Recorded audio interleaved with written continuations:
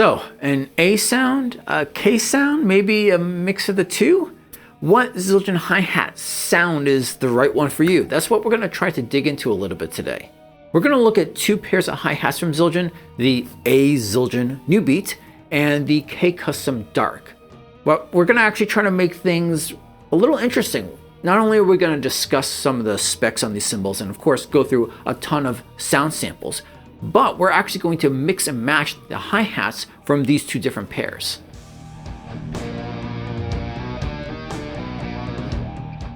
Okay, so let's get started with the A Zildjian New Beats. Now these cymbals, these hi-hats are so popular that a lot of drummers use these as kind of their basis, as their comparison point when discussing other cymbals.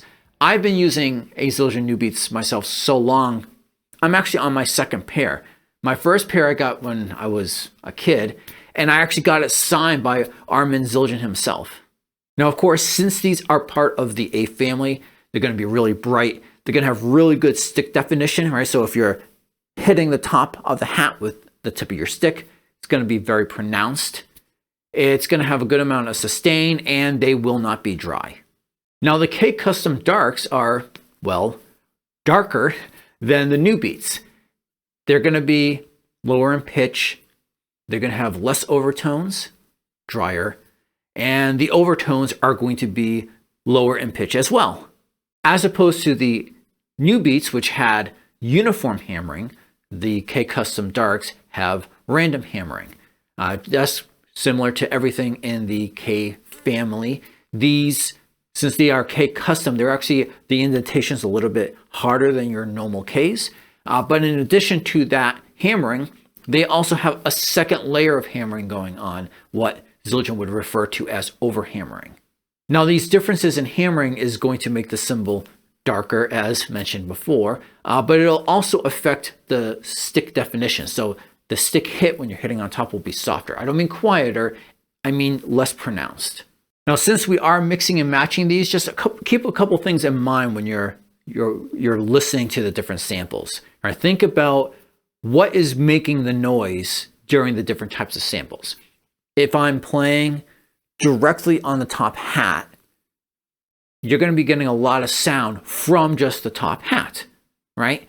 If the hat is closed and I'm playing on the side, well, now you're going to be introducing a lot more of the bottom hat into the mix.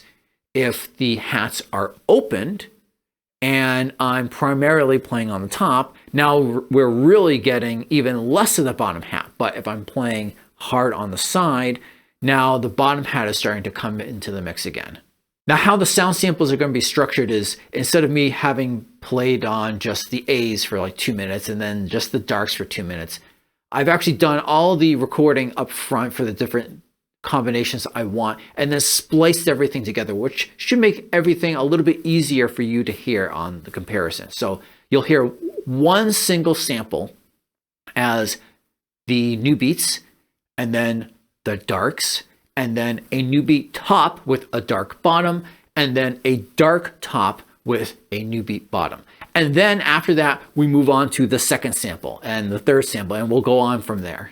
Now, usually when I record these little gear videos, I don't mic the hi-hat up directly, but for sake of this, since we're focused on the hi-hat, I am doing that. So I am going to be using an AKG C451 microphone on the hi-hat. It's moved kind of far back, and that's just usually to have it a little bit closer, but I wanted to be able to get the hi-hats on and off to switch them around without moving the mic, without moving the hi-hat stand. So that is just going to be going in through some stock preamps. My overheads are going to be Earthworks TC30s. These are just omnidirectional microphones. Those are very flat. Those are going into an A design specific preamp.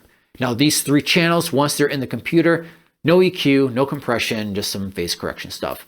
But the snare and bass track are going to have additional processing.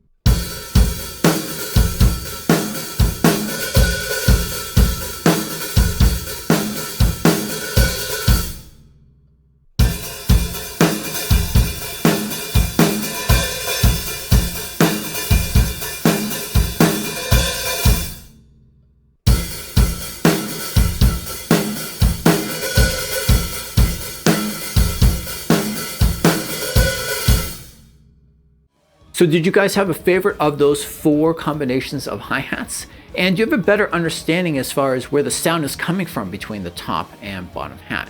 Let me know your thoughts in the comments below. And by the way, if you're interested in knowing a little bit more about what other cymbals like crashes or rides sound like from the A Zildjian line or the K Custom Dark line, I do have other videos out that explore those lines a little bit more. You'll find links to those in the description below. I do have other videos coming out all the time, by the way, more drum gear related stuff and tips on recording drums and lessons, all sorts of good stuff. So if you don't want to miss out, then don't forget to subscribe. Until next time, peace.